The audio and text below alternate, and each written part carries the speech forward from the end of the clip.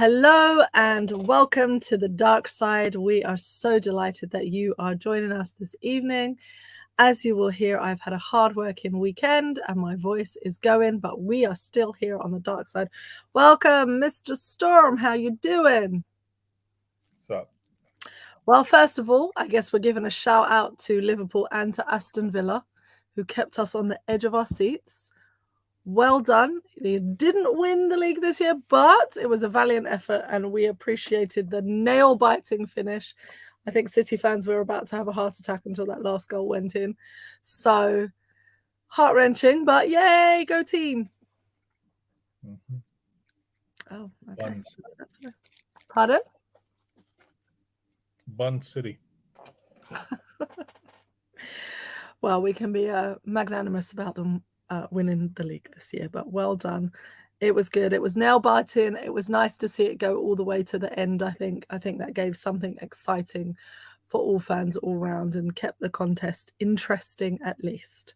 So that's good. Alrighty then, let's break it down with some news. We've got our first 3 news stories and then we'll head into our main story for this evening. So this is the first story. This is coming out of Canada/America. Basically, what happens is a former Canadian sheriff's deputy and Oklahoma City emergency dispatcher has been accused of sexually assaulting a female inmate.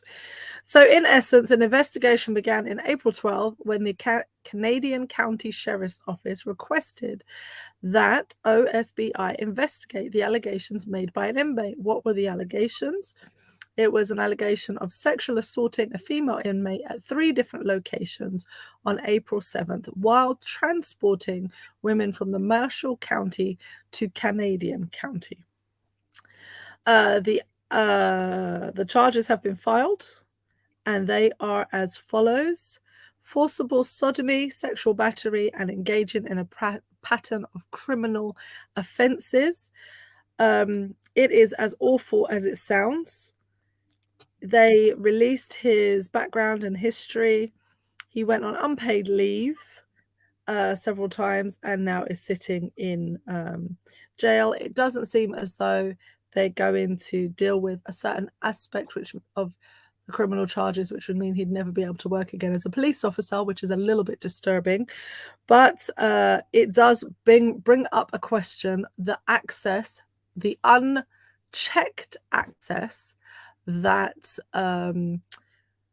transportation staff and other people have to female inmates or to inmates generally, and the abuses that go along with it.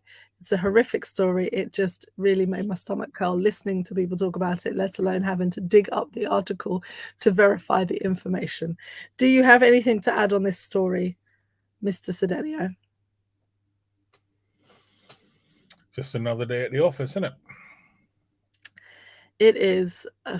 It's frightening. I think it's really scary. I think that the dehumanization of inmates, especially within the US penal system, means that the idea that you can just do whatever you like, whenever you like, to whomever you like, without recourse of any kind of reaction to that, I think is really sad and a definite indictment if you abuse your power in that way. I mean, this is obviously not going to be his first time. They dug up his records and noted a number of absences of employment and a number of suspensions on his record. So it's not his first time. But of course, he's now been arrested and hopefully this will be his last time. But we know how the justice system there works. So. Well, I just want to, point out that you're right in saying this isn't the first time. And it's highly unlikely to be his last time because I wouldn't be surprised to find him working in a police department just down the road in a little while. And it should be mentioned that the levels of domestic abuse committed by police officers, and I'm not limiting this to the US. No. Because we know it's a problem in the UK as well, is horrific. Yes. And nothing is done. And because there's an operation of a good old boy system, Yes. No charges are really ever made. And pressure is actually put on spouses for these Yeah. charges to just disappear. Hmm. So the idea that female inmates will be abused in this manner comes as no surprise, because what you have is the meeting of a perfect storm. You Hmm. see, there's so much misogyny within the police force, but you also have meeting that this societal problem of no longer viewing inmates as human. And so you dehumanize people, you dehumanize people who have committed a crime, and then throw them back into society Hmm. after you've dehumanized them, Hmm. expecting them to what? No longer commit crimes? Yeah. Precies. Yeah. Yeah. Yeah. It's definitely, sadly, it's definitely a really difficult. There aren't any easy answers. There aren't any shortcuts to doing the work. I think that is where the rubber meets the road, because, for a spouse to report their husband as being, or partner as being abusive, and the partner is a police officer, the challenge that you then have is that, who are they reporting it to? Their colleagues, the people they work with, the people who will defend them. And when you talked about the pressure that puts colleagues on, that puts spouses under, I think that's a real challenge and problem that needs to be dealt with. And unfortunately, it just isn't. So sadly, this is the situation that we find ourselves in. I think I've chosen the wrong format. I think this is the format we're looking for, but we'll see. Mr. Storm has disappeared from the link this evening, so we're going to go on to our next story. All right, so the next story is from Louisiana, and it's from a Senator, Bill Cassidy. Bill Cassidy has basically made this statement. I'm going to read the statement in its entirety because I think you deserve to just hear what he says. He said in an interview with Politico, about a third of our population is African American. African Americans have a higher incidence of maternal mortality. So if you correct our population for race, we're not as much of an outlier as it would otherwise appear. Now, I say that not to minimize the issue, but to focus the issue as to where it would be. For whatever reason, people of color have higher incidences of maternal mortality. For whatever reason. Okay, so basically this senator, who is, of course, back in the overturning of the Roe v. Wade, who is looking at reproductive rights and abortion laws, this particular senator has decided to come out and say, maternity rates aren't that bad. Maternity rates are just fine. In fact, as long as you take out the people that don't count, anybody of color whose mortality rates for maternity are higher, then there's no problem. He's also gone on to say that, of course, he's back in the defund Planned Parenthood. He wants to ban contraception, and continues on.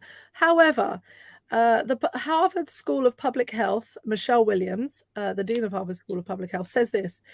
They are high, the mortality rates, the maternal mortality rates are high because of the devastating impacts of structural racism and individual bias. Black mothers are 3 times more likely to die from a pregnancy-related cause than white mothers, and 17 mothers die for every 100,000 pregnancies in the country. In Louisiana, Black mothers are 4 times more likely to die than white mothers. So where the population of Black people increases and you have higher populations of Black people, the mortality rate increases for them also. So it goes from 3 times to 4 times more likely. The article goes on to note that research suggests the bans and restrictions on abortion would actually have manifold effects on maternal health. For one, if the pregnant people can't get abortions they seek, they'd shoulder the risks of the US's relatively high and rising rate of death from pregnancy-related causes, which is particularly elevated among people of color. says Dr. Amy Adante, who is the OBGYN in Illinois. It goes on and on. I mean, this guy and his fellow cohorts of conservative lawmakers have gone on to talk about the horrors of, just not counting Black people at all, of course. Banning contraceptions is one that Senator Marsha Blackburn wants to do.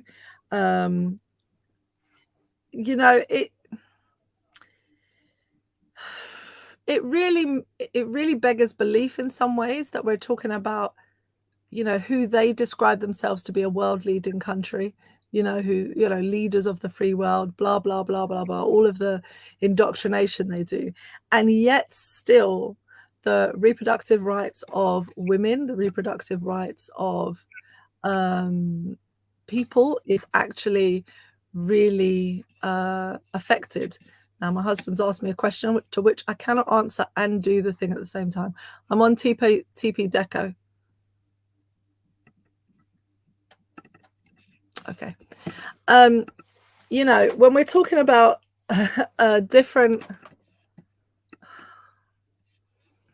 when we're talking about the reproductive rights of women, I have heard a lot of people talk about the freedom of women in places like Afghanistan, Syria, so on and so forth.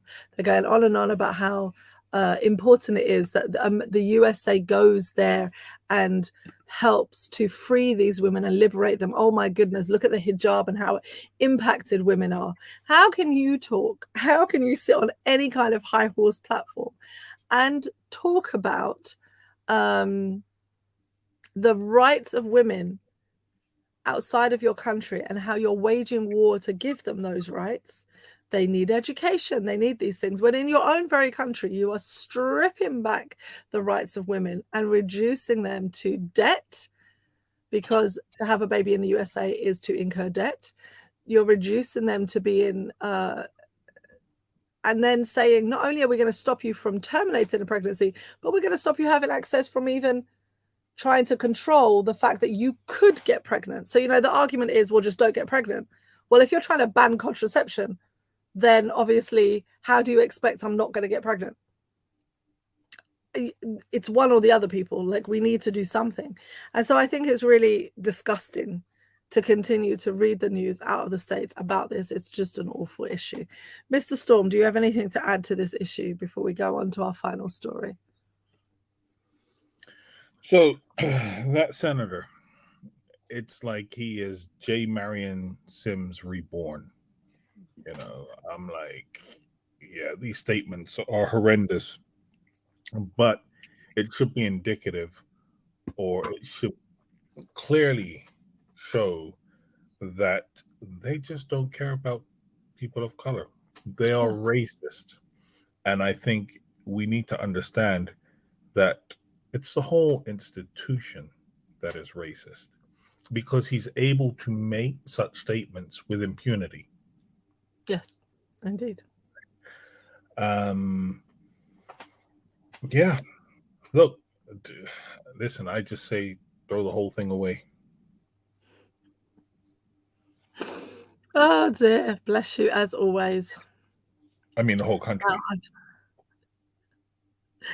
I'm trying to get oh yes, Mr. Holder, I have your comment. I'm so excited.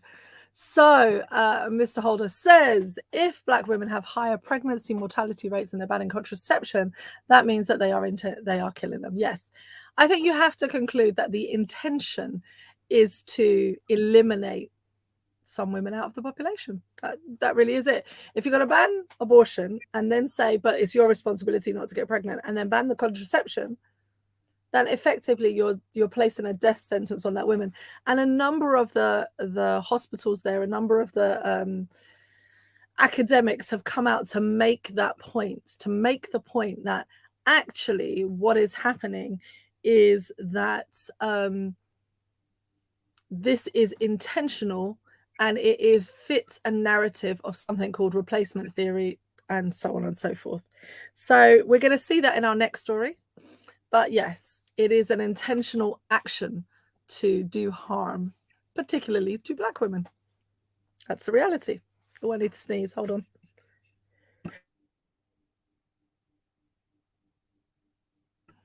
Sorry. Right, let's do our next story since I've mentioned the great replacement theory. So I don't know how I missed this last year. Did we talk about this? I don't think we did. But Tim Willis, a councillor in Worthing. I'm going to sneeze again. I have the sneezies today. Tim Willis, a councillor or a former councillor in Worthing, and a supporter of the white nationalist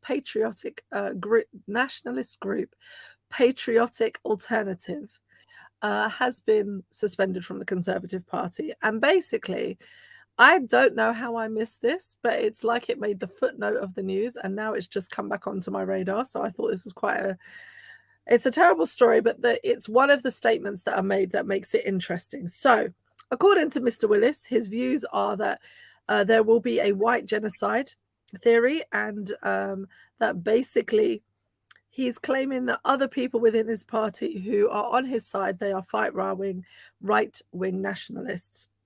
He goes on to make statements about his view on COVID, saying actually what they need to center on is not in the last 2 years of COVID, but actually it's on the white genocide that's happening. And so since so many white people were getting the COVID vaccine and were convinced about it, we better focus our attention on the replacement theory in order to really teach them that they need to have a call to action.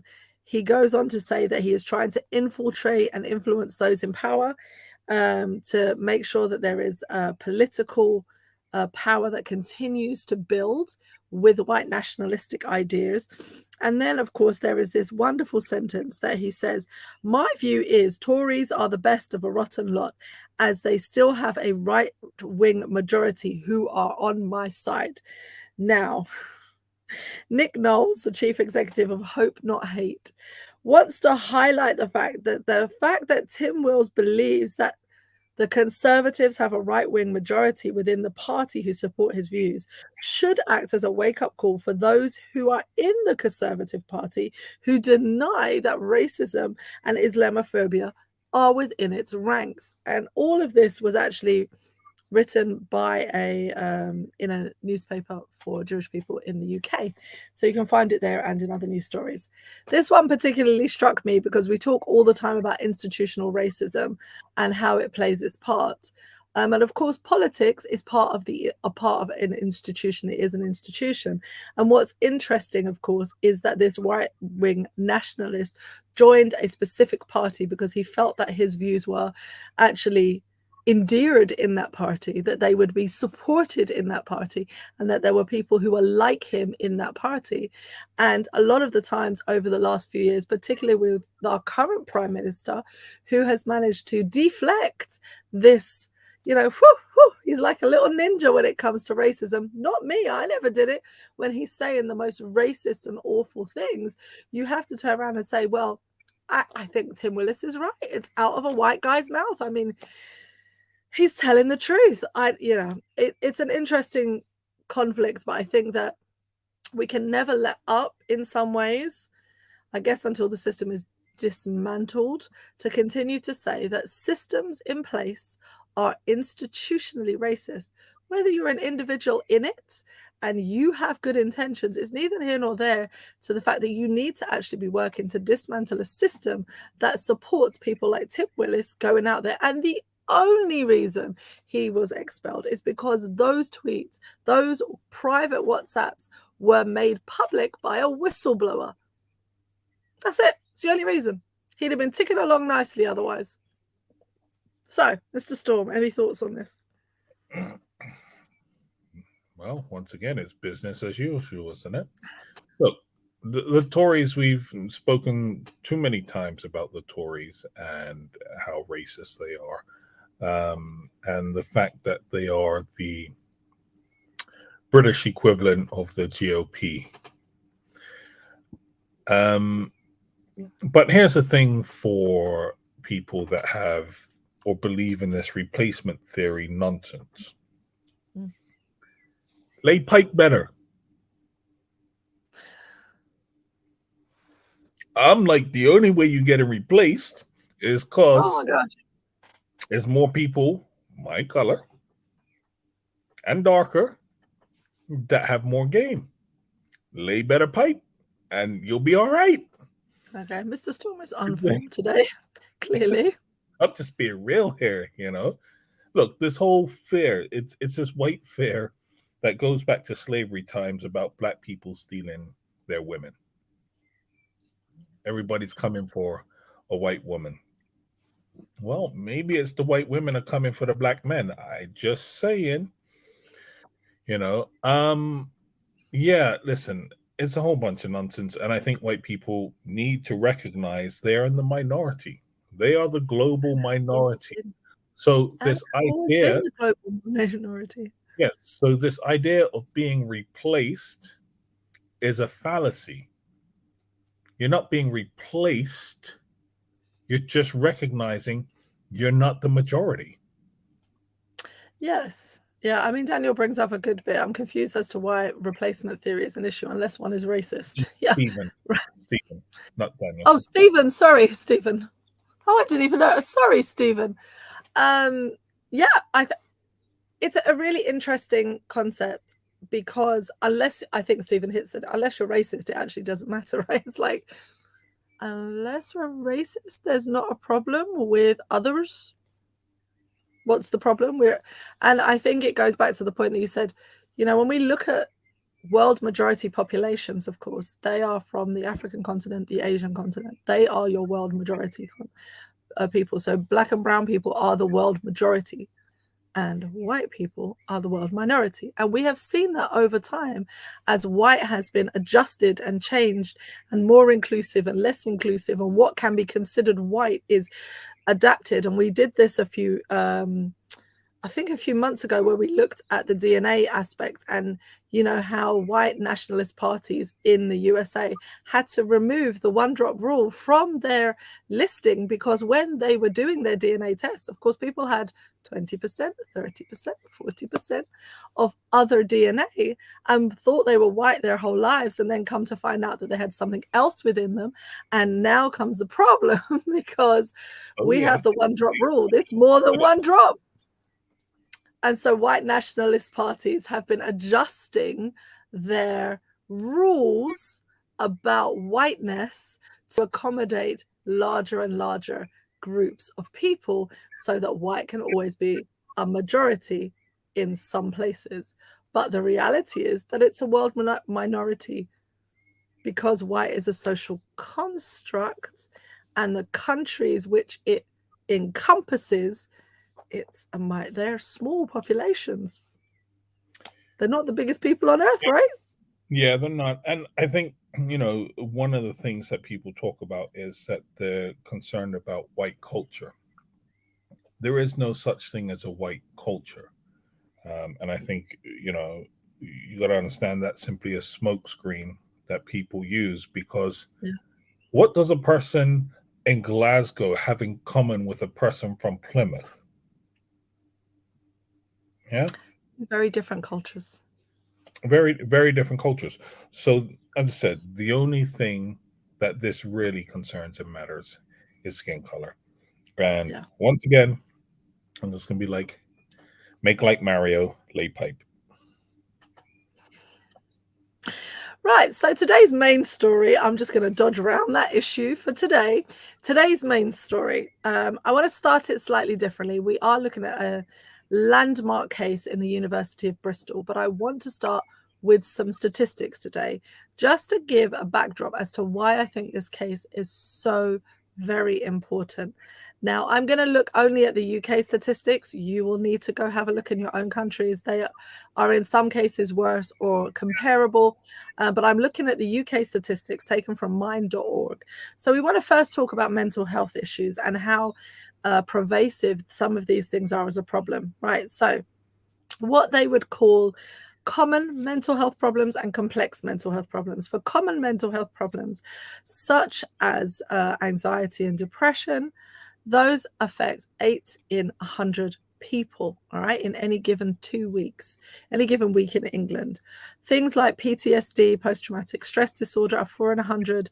Depression alone is 3 in 100. Phobias, 2 in 100. Obsessive compulsive disorder, 1 in 100. Panic disorders are fewer than 1 in 100.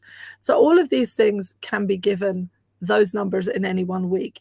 In the same week, for people suffering with this, and this is where it gets complicated, is because more complex diagnoses have kind of other things attached to them that people feel uncomfortable labeling them as such, or and being open with their mental health issues. So antisocial personality disorder, borderline personality disorder, bipolar disorder, and schizophrenia are approximately 3 in 100 to 2 in 100 people in their lifetime will have one of those disorders. Suicidal thoughts, 1 in 5 people, 1 in 14 people talk about self-harm, and 1 in 15 people will attempt suicide. You know, these figures are really serious. But what it does note is that these are for people aged over 16, number one, living in private housing. So it excludes people who have already been committed to hospitals, imprisoned, in sheltered housing, or are homeless and sleeping rough. And we know then that mental health figures will be higher. The mental health statistics for people who are homeless are astronomical. It's really frightening. But what it does mean is, are the amount of people suffering with mental health issues going up? The argument has been made that yes, some common mental health issues have gone up by about 20%, and that more complex issues have gone up from 7 to 9%. So the complex mental health issues are far more stable in number, but the common mental health problems that we've discussed are the ones that have a wider range to them. And so why is this important? Who do mental health issues affect severely? And what are the reasons that it affects those groups? So the groups who are identifying within the LGBTQI plus community are 2 to 3 times more likely than heterosexual people to develop or to report a mental health problem. Black or Black British people have mental health issues at 23% compared to their white counterparts who have it at 17%. Over a quarter of young women aged 16 to 24, that's 26%, report having common mental health issues, as compared to 17% of actual adults. So that statistic is really large, that younger women are the ones who are making up a larger proportion. And around 40% of people in England have overlapping problems, including homelessness, substance abuse, and contact with the criminal justice. The reason for this is not their identity. Okay, I'm going to say that again for those racist people in the back who might watch this. The reason for this is not your prejudice, right? There is not your bias thinking, oh, because they're homosexual, then they have mental health issues. No, no, no. The reason for this is that they face social inequality and disadvantage. They face discrimination and social exclusion. They go through traumatic experiences at a higher rate, and they have differences in their physical health as a result of these complex as a result of people dealing with their identity, right? So they may develop other things as a result of the trauma or exclusions. So that's one aspect that we need to consider when talking about mental health. The second aspect is actually neurodiversity. So this is not about mental health now. This is about neurodiversity. And I'm going to just explain to you what I mean, because a lot of people may not have heard that term before. So neurodiversity refers to the different ways the brain can work and interpret information. It highlights that people naturally think about things differently. We have different interests, motivations, and are naturally better at some things and poorer at others. Most people are neurotypical, meaning that the brain functions and processes information in the way that society affects. However, it's estimated that around 1 in 7 people, more than 15% in the UK, are neurodivergent. What does neurodivergent mean? Okay, so neurodivergent includes things like autism, ADHD, Tourette's, epilepsy, dyslexia, dyscalculia, you name it on that spectrum. See you later, Stephen. We look forward to your comments when you catch up. See you later. So it's estimated that around 700,000 adult autistic people exist within the UK, and of that, only 15% make it into employment. 15% of 700,000 people.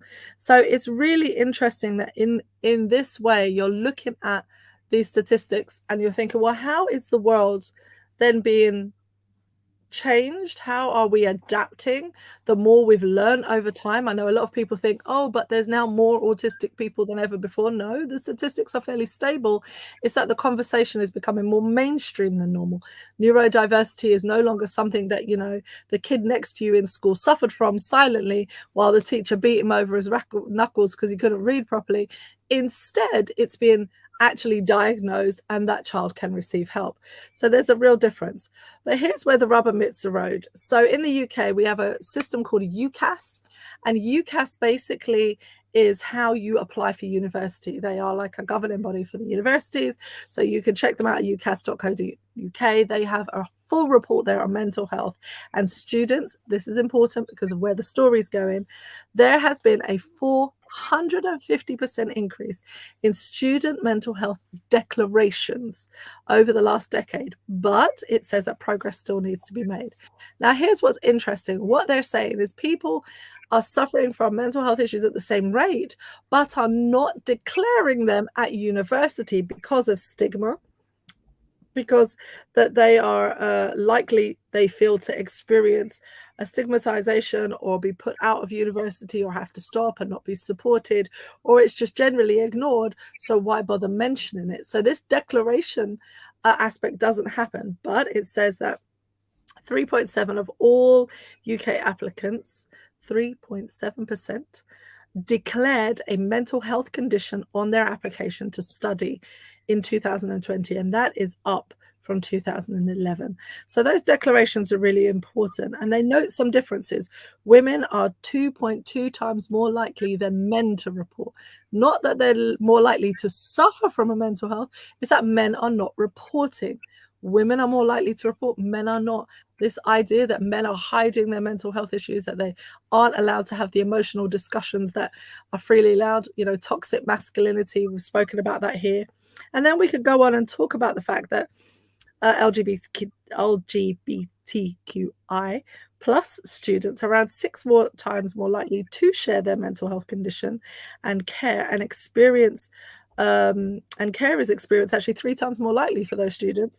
But the underlying value is, how do we recognize and support mental health issues? So I said all of this because I felt it was really important for you to understand before I give you the story today, which Mr. Storm is going to help me out with. So Bristol University is found guilty of failings over the death of the student. The student in question is Natasha Abrahart, and basically they have been ordered to pay £50,000 in damages to the parents for the death of this student. This case is landmark. It was tried under the Equality Act, and Abrahart, who was 20 and a physics undergraduate, what she suffered from was severe social anxiety. She took her life, sadly, the day before she was due to give an oral exam in front of students and teachers. So for those of you that live with anyone with social anxiety, you had little prickles come up because you knew immediately how terrifying this was. What's interesting is this. So I'm going to skip to the end of the report. The university argued that it tried to offer Abrahart alternatives to the oral presentation, but the judge observed something different. The judge observed, while a few ideas were floated, none were implemented. So let's just, so we've discussed a few ideas, but you didn't implement anything. Nothing was changed. They're floated. You're giving somebody with social anxiety the pressure to actually make all those changes herself. You're actually putting all that responsibility on her when you could have implemented some changes. No? Great. The university then went on to argue in their statement after they lost the case for 50,000 that they believed our whole university has been deeply affected by Natasha's tragic death. We believe the staff in the School of Physics worked incredibly hard and diligently to support Natasha, and it was due to their efforts that she received specialist mental health support from the NHS. Our staff's efforts also included alternative options for Natasha's assessment to alleviate the anxiety she faced about presenting her laboratory findings to her peers. Given the significant impact the decision could have on all university providers, they are now reviewing the decision carefully. So they're waiting to see if there is going to be an appeal. So this is a landmark issue. It challenges the law under the whether it was direct discrimination under the Equality Act. And I think it's really important because so many people, as we have discussed, so many young people are requiring additional support, are actually voicing the concerns now and are standing up for themselves and declaring, I have this, I need this to be taken into account. But what are our universities doing? The statistics from UCAS don't bear out very well that they're doing very much. And to all accounts, there is no doubt that there was direct discrimination in this case, especially once the university knew that she had a mental disability and they were preventing Natasha from performing. It's a horrifying case, but in some ways we're glad that it went in the favor of the parents, not because that 50,000 is going to do anything to take a patch off their hurt, but because it sets a precedence in UK law for other universities to have to make adjustments and to actually do something to address this issue. Mr. Storm, help me out here.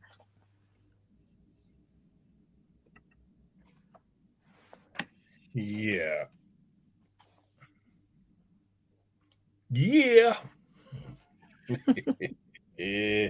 Listen, I don't know where to start with this one. If Bristol University were doing their best to help, then they may as well have just, in fact, no, she probably would have been better off if they did nothing.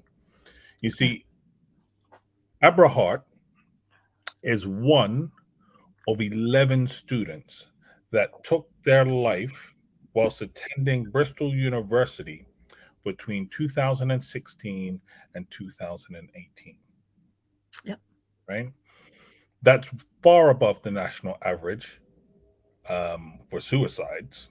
And so I want to give some statistics on that in relation to universities.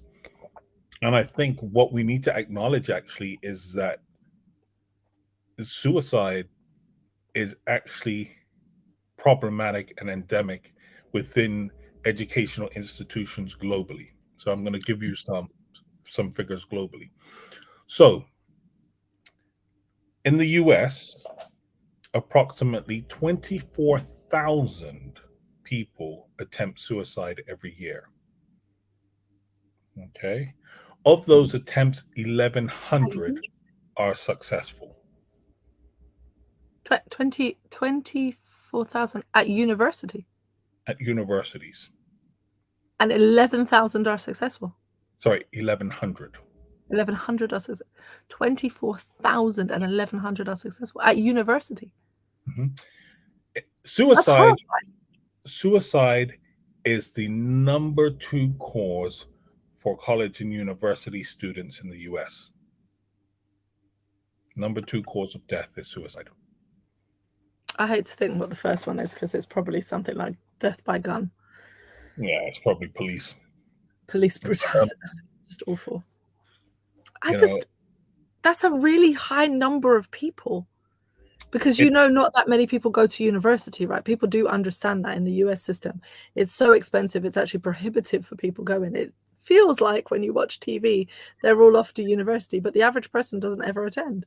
No, one of the other statistics I was reading was that about 40% of university students over there are affected by suicide. So someone they know has been They tend to personally know somebody that has committed suicide, and that's a large number. And so one of the other things is that the rate of suicide has trebled um, since the 1950s between 15 What? and 24-year-olds in the US. Okay. So, you have to start then looking at societal issues as to why this is the case. But yeah, there's a lot of things that go on at university, and a lot of changes that young people are going through. And I think greater support needs to be put in place. But that's the US. So, but in the UK between 2001 and 2017, 1,330 students died from suicide at university. Okay. This is at a rate of 4.7 per 100,000. It's a lot of people. Now, this is the interesting thing. It's who's committing the suicides. So 83% are from undergraduate and 17 are from postgraduate. Wow. Right. So I think there's Really a lot of young people. there's a lot of factors and issues that perhaps need to be discussed and spitballed, as to why so much of, or why there's such a disparity. But all of this pales in comparison to Japan. Oh God. So between April 2020 to March 2021, 17 per 100,000 students. Ooh. Oh, that's awful. Right. I come from a background where education, of course, is promoted, pushed, um, celebrated, etc., where you're encouraged. I know many of the communities around me have similar backgrounds, but that's frightening because of all the things I'm considering that's going to happen to my children at university. This is scary. Okay. That's a valid point. Yep. Okay. Died by suicide. Yep. Thank you. It is, yes, it's one of those things where indeed you are working towards correcting your language constantly. Okay. Yep. So, what was I saying? You're Yes, in Japan. suicide. So there are common factors Mm. for why people have died by suicide.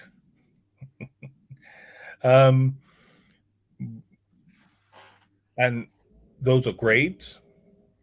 Mm-hmm. Those are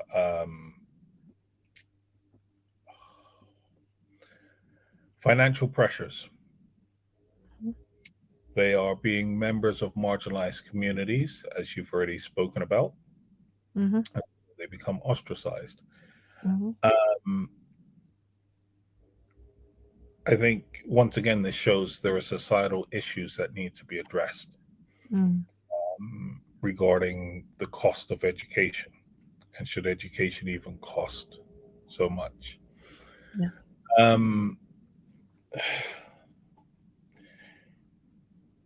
If we're to speak about this case in particular,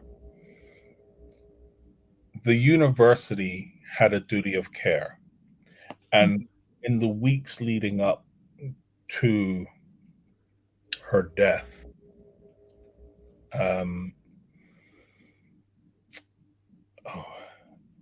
Abrahart had made and had emailed one of the employees of the university regarding her mental health, regarding the fact that she was feeling suicidal. Mm-hmm. And it would appear as though the university did not take this seriously and did not seem to take any action over this. And I've been reading about And the thing is, so many universities seem to have policies in place for Hmm. people who might have mental health issues. Hmm. And they talk about the fact that there are allowances that can be made. And the allowances in this particular case seem to be quite easy to make. She has anxiety over speaking to, well, this is what her father said. She had anxiety over speaking to strangers, people in authority, and crowds. Okay. It's simple then. Don't make her do an oral presentation in front of a crowd. You could have done it to a smaller audience, the a few members of faculty that would have had to assess her throughout the year. It could have been done on a smaller thing. You know, In addition, you're presenting the findings of something. She could have presented a written report. Somebody else could have read it. yeah, that's Uh, possible too. if you really needed to hear it orally, she could have had someone else write. She would have just written it, and they could have read it for you, and you could have submitted the questions, and she could have provided those answers at a later time. The simple answers sometimes seem to evade the people in the building. She has severe social anxiety, which means even approaching you to tell you that she is struggling with this is going to be hard unless she knows you very well and is able to do that. So if she said it, then you'd think that it was fairly straightforward to go, she's presenting the findings of a study she's already done. What we're assessing isn't her ability to stand up and speak, but her ability to do the process, right? Assess that. Like it beggars belief. Yeah, I think we need to assess or reassess our centers of education. And I think the problem is that once they became for profit institutions, once they were able to make money, then your motivations change. Mm. People are interested in making money now, Mm. rather, and especially as governments have cut funding. Mm. How do you then raise money for research? Well, we need to get as many students through the door as possible, but we need to keep our overheads low. So then investment in student welfare Mm. decreases Mhm. because you don't hire as many staff in those areas, Mhm. and your focus is on getting as many students through the door. In the U.S., it's actually pretty bad because students there have reported that if they take a leave of absence on medical grounds, they can forfeit their tuition, or they've been forced to forfeit their tuition for that year. Right. Horrible. Which Um, is what so- probably led Mr. Holder to say suicides probably do not end after graduation. Indeed, people with crippling debts in the USA, and incidents like this that you're speaking about, where the students are having to pay but are not receiving any education and then pay again, is going to put them under pressure in their work life. yeah. Um, but they're being told they're not, or they may not be allowed back to the institutions. There's a case of one student um, who I'm just going to read you a passage from her suicide note. Dear Yale, I loved being here. I only wish I could have had some time. I needed time to work things out and wait for new medication to kick in. But I couldn't do it in school, and I couldn't bear the thought of having to leave for a full year, or of leaving and never being readmitted. Love, Lu Chang. Oh, God, that's horrible. She went back home to her city of San Francisco and jumped off the Golden State Bridge.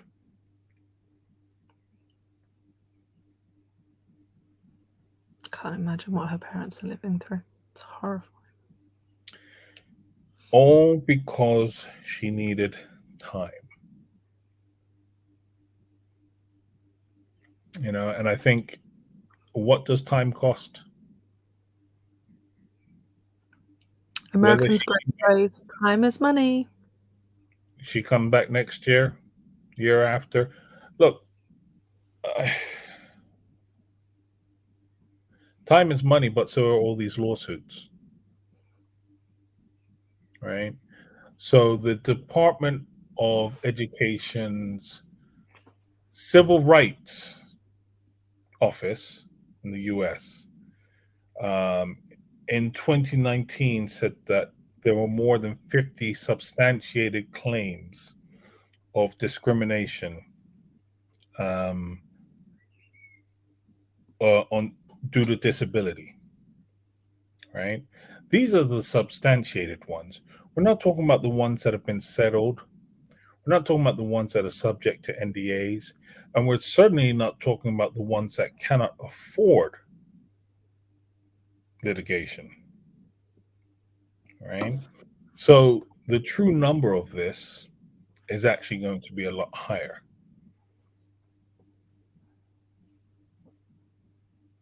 Do you know, I think it's really scary, particularly for migrant populations. So where, it's heavily reported, of course, that if you come, and we all hear the stories that we have in common, from families, if you've migrated for whatever reason to a Western country or to another country, shall I put it like that, the pressure that you're under to succeed and do well and go to university, and your families are like doctor, lawyer, engineer, which one are you picking? I think what scares me is that when they're in that system and there aren't allowances made and there aren't acknowledgements made, and that they're then under pressure from discrimination, from trauma.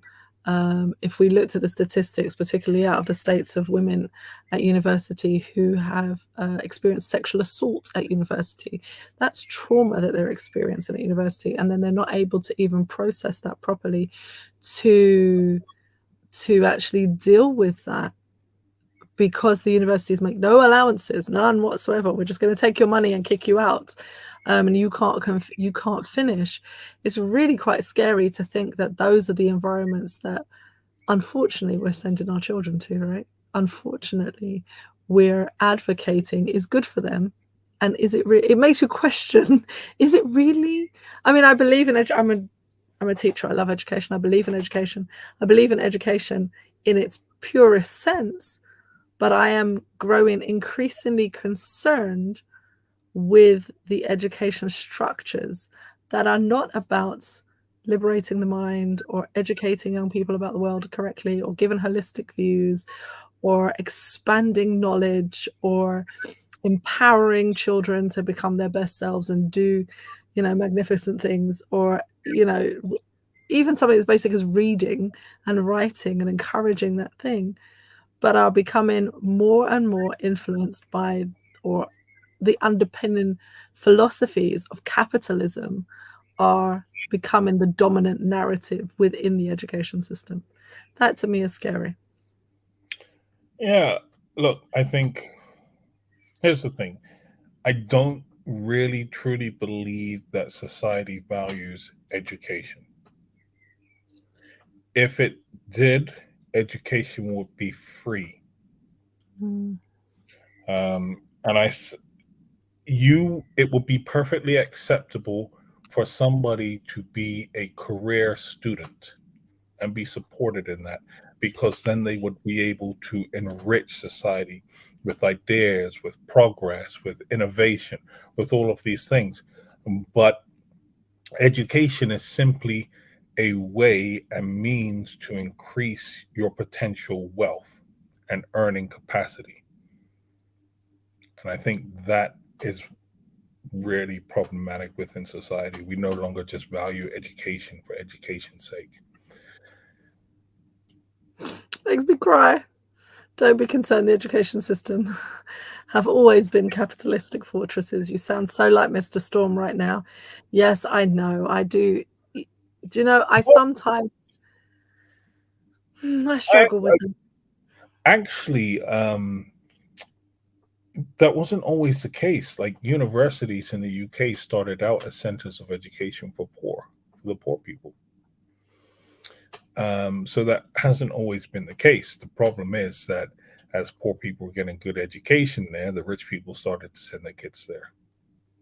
So yeah, sort of a I love problem. this idea of enriching society, though, because I think it's something that we laugh about. The kind of career student. What's he studying now? What's he doing? Really. Uh, we laugh about, but I really hear your point that the more you study, the more you can actually enrich the society around you, the more that you learn and share and develop knowledge, and we've seen that within so many circles, that development. But then it tends to happen then within a paycheck, right? It happens within systems that actually don't value education. So you get to like kind of tech industry. And quite frankly, do you need to go to university to be there? They almost value the opposite, and kind of are the grifters are the ones that get through, and so on and so forth. So it's really ironic that in terms of expanding your pay or or enriching the society, that those ideas are really just not values that underpin our societies. Just doesn't seem to underpin our value system within society, that students, people who attend centers of learning, are actually doing something that has the potential to shape, change, and enrich our society. No, Listen, they're seen as lazy, and they're seen as drinking all day, and they're seen as, and yet there is a proportion of this kind of behavior, but the reality is a lot of people really enjoy their studies, right? I don't look, know. I think you're right. There is that culture of drinking and all of that goes around it. But in part, that's because, as I said, education is seen as a way to increase your wealth. There are Mm, mm. there are people that will go there and study and will just study. That's all they're interested in, studying. And to be honest, I would much prefer it if we had a political system in which all our politicians had to be elected from lifelong students.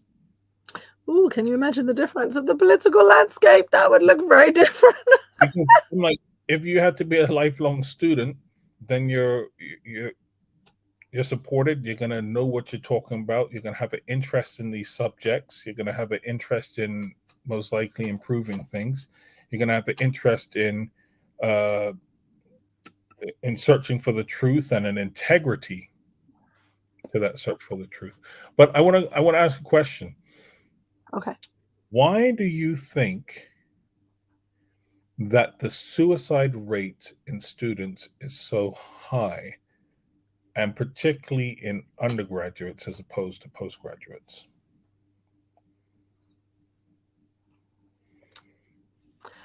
Well, according to the information I've read, there has been an increase in mental health issues between the 16 to 24-year-old category.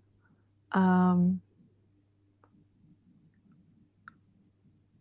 think there are a number of I think that aside, there are a number of societal shifts and changes that have happened, and that students have been, young people particularly, are being further and further isolated from wider society and made a kind of silo all of their own. And in doing that isolating students process, what tends to happen, I feel, is that you are leaving them susceptible to actually a lot of abusive behavior. So when you see large numbers of drinking young people, don't be surprised, because they're being isolated from a wider network of people that they wouldn't have been isolated from Right. before. Okay, let me just jump in there. You speak of an culture of alcohol and excessive alcohol. Isn't that actually a symptom Yeah. of mental health problems? So, whereas we are, or a possible symptom of mental health issues. So, where we speak of a culture of alcohol, are we not simply speaking of a perhaps a mass symptomatic expression of mental health concerns. Indeed, and when you look at the statistics, I think that would bear it out. I think what's interesting for this one, and I think Daniel's hit on something that I was getting to, is this isolating factor. School is stressful. More often time, first students are out on their house independently. You're being isolated in some ways from, your larger networks, your larger communities, and students stick with students of their own age group. And then they're not within networks within which they would normally be within, which present actual balance. Like humanity requires a little bit of balance. And so that's my response to Daniel's. Sharon says the need and pressure of having undergraduate, especially for people of color. So brings up this idea that there is an intense pressure, and I brought this up earlier, in terms of the migration aspect and for people of color around the world. There is a commonality to that story of people who have migrated or who are of color living in white majority societies, even though they come from world majority cultures, having an additional pressure to have a university degree, to become a doctor, to become a lawyer, so there is a lot of pressure, I guess Sharon says it best, in those areas as well. So that puts additional pressure on a student. Yeah, I see. I think, I understand where Chiron is coming from, and that does exist, that pressure. But I question whether this is the whole idea of needing it is a myth, especially for people of color. And you look at the discrimination that takes place, it really doesn't matter how many degrees you have. It's still a fight to get your foot in the door. And I think, 100%. Anecdotally, because I don't know of any studies that have been done into this, perhaps I'll have to have some look at this. I will probably say that immigrants, and particularly immigrants of color, have done better where they have entered service industries such as electricians, plumbers, etc., where they are then able to start out and work for themselves and build a business for themselves, than trying to integrate into a corporate environment or something such as that.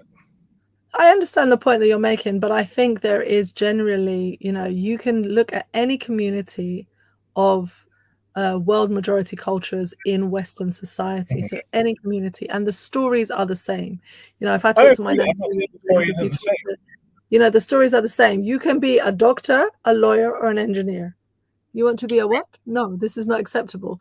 And that pressure that all of those communities are feeling, and it's said in various ways and various colors and, with Mhm. various languages.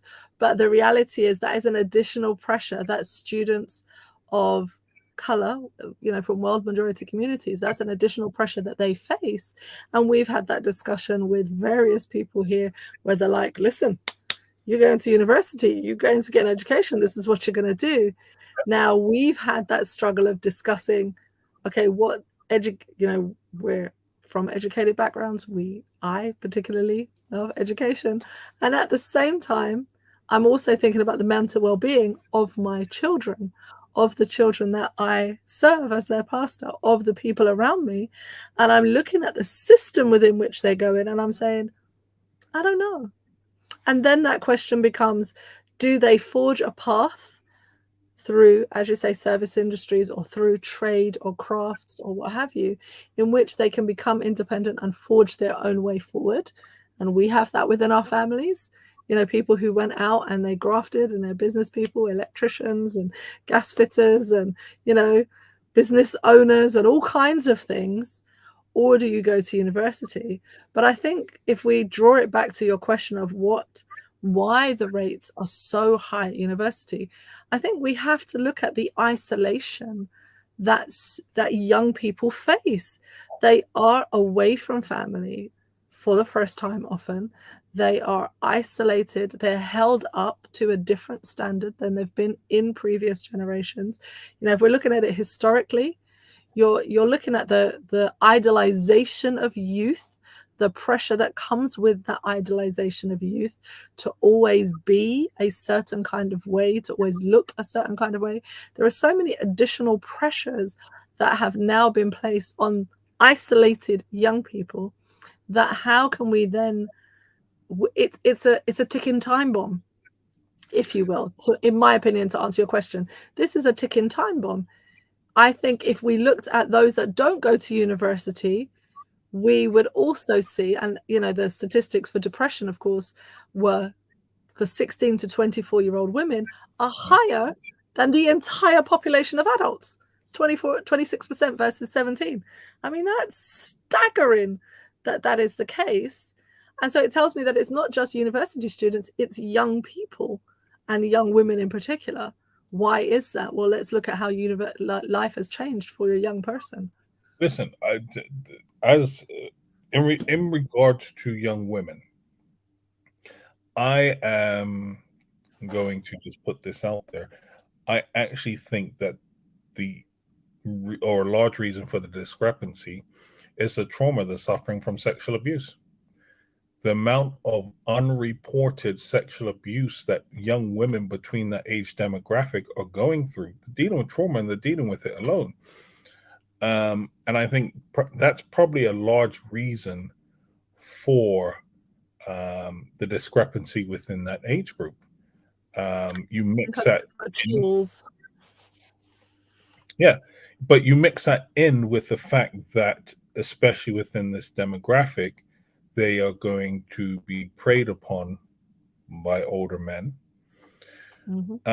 But you're also dealing with the fact that young men are being taught these things and being socialized into these things. So, yeah, I would probably say that's a big reason as to why there's a discrepancy between the genders within this age group. Yeah, I think that just gave me chills in a way, because I think that's, we've talked about this quite a lot on the dark side. Of course, this is one of the reasons why I wanted to bring this issue to the forefront, because I thought it was a landmark case. I just couldn't miss the opportunity to really tie together so many issues that affect our young people. But at the same time, recognizing that we've talked a lot about the pressures that young women particularly go through with the traumas that are enacted upon them, sexual and otherwise. Thank you, Mr. Holder. And actually, how does that affect how can we actually work for a better society? That is not the reality for our next generation of young people, for the generation of young people we currently have at university. I want to get to this question and then we'll probably wrap up, because I don't want to go over too much. So how can we, for the future generation, take away the pressure or show them that the success can look different? I think you're saying that in relation to world majority cultures who have pressure on them when they enter into or live within the confines of Western society. So, Mr. Storm, what do you think? How can we make it different? I think we need to stop defining success within a colonial lens. Right there. Success for me will be my child grows up to be a fulfilled human being that meets their potential. They are healthy, both physically and mentally, and I would hope spiritually. And for me, that will be success. Yeah. Yeah. Decolonize success. I think that I 100% back that. I think that's the statement of the day.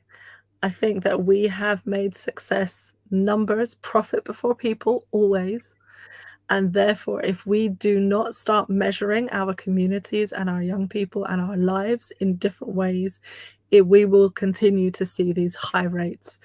Unfortunately, this young lady and the young lady whose suicide letter you read will continue to be the death by suicides that we see, the death by other issues that we see happening, because we continue to live to a capitalistic, colonized system of what a successful community looks like. And can I just add class to that as well? Yeah.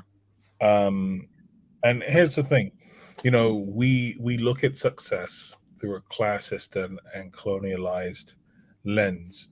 And there's this idea that success means I have 2 cars on the driveway, I have a big house, I vacation every year somewhere.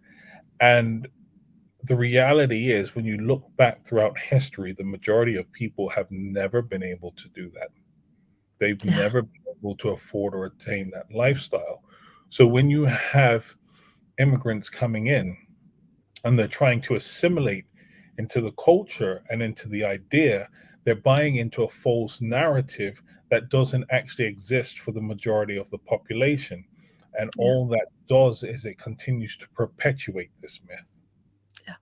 And I think Yeah. we need to be mindful of that and say, no, that's not what success looks like, or it does not have to be what success looks like. I can simply ensure that my children are happy and fulfilled and are productive. And you know what? Little by little, things will improve for the next generation and the next generation. And that's how you build something that lasts, right? Because for me, I believe the familial structure and the familial bonds are far greater to building something that is worthwhile in the long term than simply going out and saying, get these letters behind my name, make a whole bunch of money, and hey, we're all good. Yeah. Because I, yeah, I know from experience what it's like, or I have seen what it's like when family units aren't so strong. And then what happens is somebody builds success or a business and then they start squabbling over it and then it all collapses. So, yeah. Yeah, I think what you're saying is really important, and I think it's something that we should remember always. So I guess the takeaway for myself, the takeaway for some of us is that yes, we need to decolonialize success. We need to actually find our value system and work towards that, and not pretend that there is some other way to be successful, like money. But actually, our successes come when we are working together for a better future. And I think that happens in different ways in different families and communities, and should not just be a one model fits all methodology. So, yeah, tough lessons. I'm glad we did it. I know you weren't convinced, but I'm glad we did it. It was a good lesson for today. Thank you, people, for joining us here on the dark side. Mr. Storm, anything to say? No. Not even goodbye? Bunman City. Stop it. You're supposed to be gracious. Gracious. You've done very well this season. Be gracious, honestly. Right, so congratulations to Man City. You got this. Thank you. Thank you, Sharon. We're going to head out today. Have a wonderful evening. If you're watching us on Catch Up, thank you so much for sticking with us. We appreciate all your support. Please like, share, do the thing. We look forward to seeing you next week on the dark side. Peace.